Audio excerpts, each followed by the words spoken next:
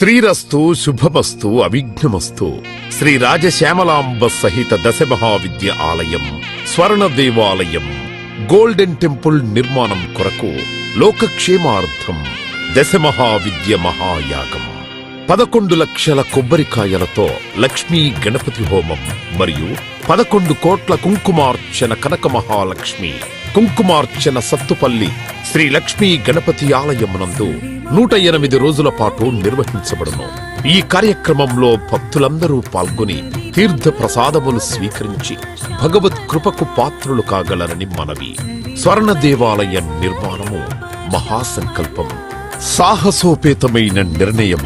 ఇది అమ్మ నిర్ణయం, ఇది దైవ సంకల్పం, భక్తుల శిష్యకోటి సంకల్పం. ఈ మహాసంకల్పం నెరవేరడానికి 999 యజ్ఞములను పూర్తి చేసుకుని సహస్ర యాగములు అడుగు పెడుతోన్న వేళ ఈ మహోత్సవమైన కార్యక్రమానికి స్వర్ణాలయ నిర్మాణానికి శ్రీకారం చుట్టిందే శ్రీదేవి శ్రీ విద్యాపీఠం. గణపతి శరణాగతి అంటూ దైవాన్ని స్మరిస్తూ ఈ కార్యక్రమాన్ని రూపురేఖలు తీర్చిదిద్దడానికి భక్తులు ఈ యజ్ఞాన్ని నిర్వహిస్తున్నారు.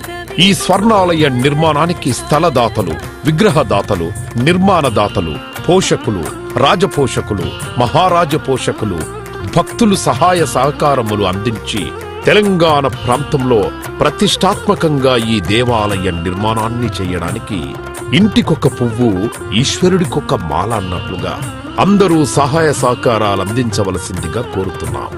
ఈ ఆలయ నిర్మాణం వల్ల దశమహావిద్య ఆలయములు స్వర్ణాలయము మన తెలుగు ప్రాంతంలో యావత్ ప్రపంచంలో మొట్టమొదటి ఆలయముగా చరిత్రలో సువర్ణాక్షరాలతో లిఖించబడే సువర్ణ అవకాశమిది.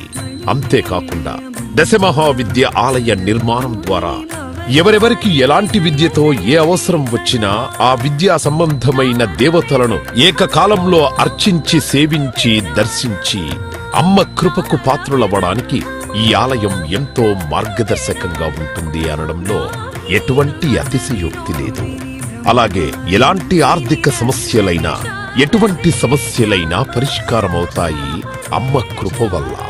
కలిపురుషుడి యొక్క ప్రభావం చేత కలియుగంలో ప్రకృతి వైపరీత్యములు, ప్రకృతిలో అనేక రకాల గ్రహగతుల చేత మానవుడి జీవితం ప్రశాంతం లేకుండా జీవితాన్ని గడుపుతూ దినదిన గండం 100 ఏళ్ల ఆయుష్ అన్నట్లుగా ప్రతిక్షణం మనసు ప్రశాంతత లేకుండా కలి ప్రభావం చేత ఎటువంటి పూజలు, ఎటువంటి యజ్ఞాలు, ఎటువంటి సాధనలు చేసినా కూడా సరైన ఫలితాలు లేక అంధకారంలో కొట్టుమిట్టాడుతున్నట్టుగా అన్ని ఉన్నా ఏదో కోల్పోయినట్లుగా జీవితానికి సుఖం లేకుండా కాలము గడుపుతున్న జీవకోటికి కామకోటి పరమాచార్యుల యొక్క, జగద్గురువుల యొక్క, అస్మద్గురువర్యుల యొక్క ఎన్నో కోట్ల తపశ్శక్తిని ధారాదత్తం చేసి ఈ ఆలయ నిర్మాణం చెయ్యడానికి మహాసంకల్పం చేసినాము.